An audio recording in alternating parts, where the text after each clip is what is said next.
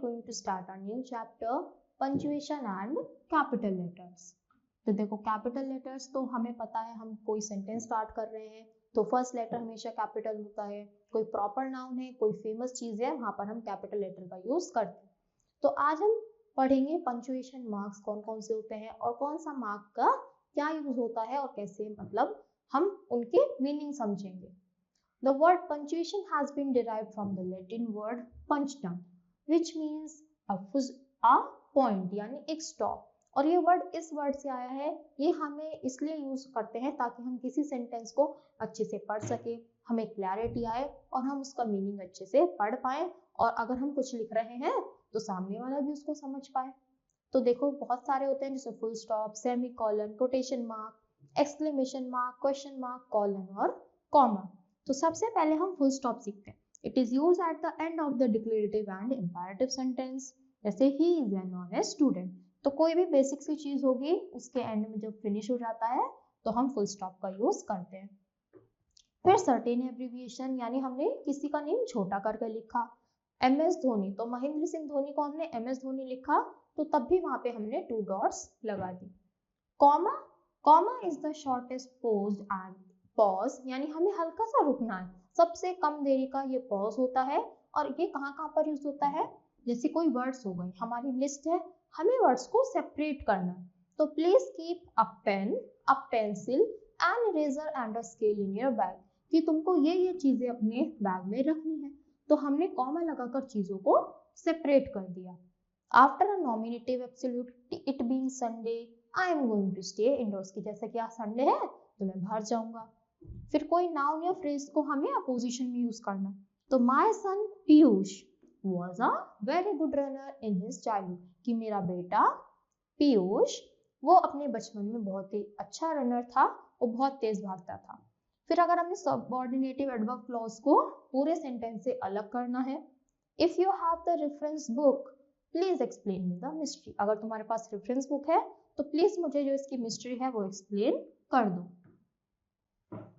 To mark off a direct quotation from the rest of the sentence, यानी हमें दोनों को अलग अलग करना। Give me blood and I will give you freedom, thundered Netaji, यानी ये स्लोगन किसका था, नेताजी का, और हमने इसको इससे अलग करने के लिए हमने यहाँ पर कॉमा लगाया। फिर सेमी कॉलन क्या होता है, greater pause in comparison to the comma, यानी कॉमा से थोड़ा ज्यादा पॉज हमें लेना है। और ये कहाँ कहाँ पर यूज होगा, अगर कोई भी clause of a compound sentence separating when they have a comma, यानी अगर कॉमा है और हमें कंपाउंड सेंटेंस को उससे सेपरेट करना है। तो doctor Manmohan Singh is renowned economist, a visionary, तो देखो वो क्या क्या है, इकोनॉमिस्ट है, विजनरी है, और फिर हमें यहाँ से सेपरेट करना, and is respected all over the world, और उन्हें हर लोग क्या करते हैं, रिस्पेक्ट करते हैं। तो ये चीज अलग थी, अगर हम यहाँ पर एक और क्वालिटी आते हैं तो हम कॉमा लगाकर लिख सकते थे, पर ये चीज अलग है और ये चीज अलग है, और हमने इन दोनों को ज्वाइन किया है, तो इसलिए हमने यहाँ पर सेमीकोलन यूज किया। फिर कॉलन, तो colon denotes even greater pause than that indicated by semicolon, तो सेमीकोलन से भी ज्यादा अगर हमें पॉज लेना है।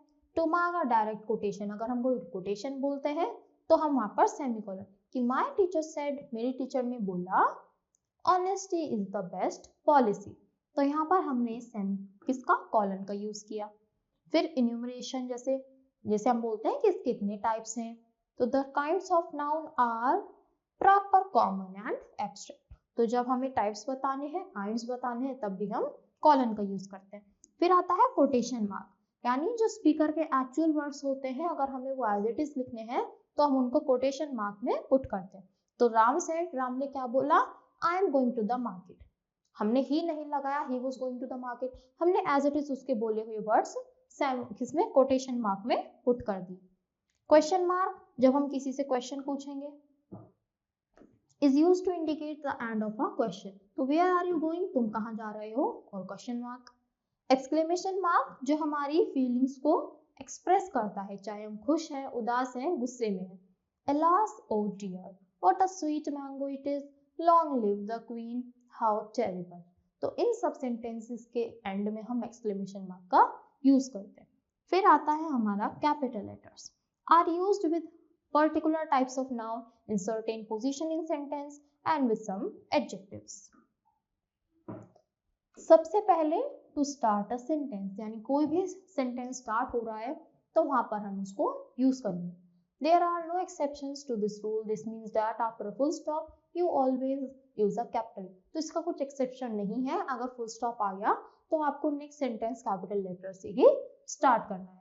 क्वेश्चन मार्क आ गया. However, in the sentence you have clause in a parenthesis, bracket or sequence separated by dashes. तो वही है, कोई भी अगर हमारा मार्क आया है तो हमारा नेक्स्ट सेंटेंस स्टार्ट हो रहा है और कोई भी नेक्स्ट सेंटेंस की स्टार्टिंग हम हमेशा कैपिटल लेटर से करते हैं. फिर जो हमारे टाइटल्स हो गए, यानी कोई हमने ऐसे लिखा, उसका टाइटल जो हो गया, हमारा चैप्टर का जो नेम होता है, तो वो सब भी हमारे कैपिटल लेटर्स में लिखे जाते हैं ताकि हम उसको बाकी से क्या कर सके, सेपरेट कर सके. तो when do you use capital letter? Title case, when to use capital letter. तो देखो हम क्या करते हैं, जैसे 2 हो गया तो उसका हमेशा फर्स्ट जो लेटर है वो कैपिटल लिखेंगे. अब हमारा टॉपिक है जैसे सोलर सिस्टम, तो हमने लिखा सोलर सिस्टम, तो हम उसका क्या करते हैं, जो भी हमारा नेम है उसका फर्स्ट लेटर हम कैपिटल लिख देते हैं. तो ये क्या हुआ, टाइटल. फिर फॉर प्रॉपर नाउन, अगर प्रॉपर नाउन है तो वहां पर भी हम उसको कैपिटल में लिखते हैं. Jean, John, Delhi University, Microsoft, Everest, Sahara Desert. तो हम यहाँ पर सहारा डेजर्ट भी लिखेंगे तो उसका डी भी कैपिटल आ जाएगा. Proper nouns nearly always starts with the capital letters. यहाँ पर हमेशा वो कैपिटल लेटर से ही स्टार्ट होते हैं.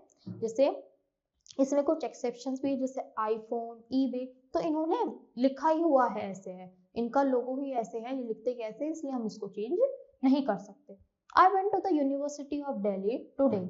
I went to Delhi today and had a look at the university.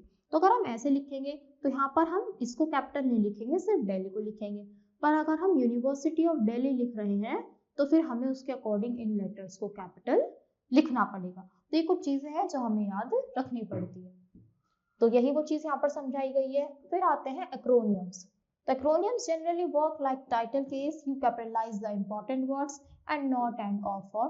तो देखो जैसे ये and, of, to, in words को हम नहीं करेंगे, जो भी important words होते हैं उनको हम कैपिटलाइज करते हैं. तो डिपार्टमेंट फॉर एजुकेशन, तो हमने DFA लिखा. फिर BCCI की फुल फॉर्म हो गई board of control for cricket in India. तो हम जो इन हो गए, फॉर हो गए, इन वर्ड्स को स्किप कर देते हैं. तो हमने BCCI ऐसे हमने फुल फॉर्म बना ली. HOD का मतलब हो गया हेड ऑफ डिपार्टमेंट. यहाँ पर हमने ऑफ ले लिया, तो जब ज्यादा बड़ी हो जाती है तो उसे हम स्किप कर देते हैं.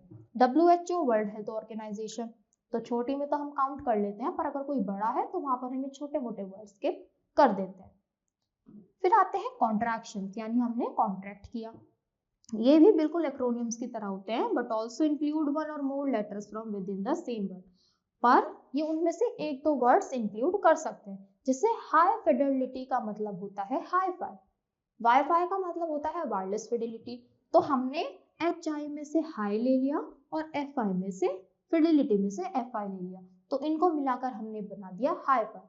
तो एक्रोनियम्स में सिर्फ हम एक वर्ड लेते हैं और कॉन्ट्रैक्शंस में हम 2 वर्ड्स भी ले सकते हैं. तो ये चैप्टर यहीं पर फिनिश होता है. आई होप बच्चों आपको ये चैप्टर अच्छे से क्लियर हुआ होगा और आज आपने कुछ नई चीजें भी सीखी होंगी, जैसे कॉन्ट्रैक्शन हो गया, एक्रोनियम्स हो गया. तो ये वर्ड्स आपके लिए नए होंगे, पर आई होप आपको अच्छे से क्लियर हुए होंगे. तो that's all for today. Thank you.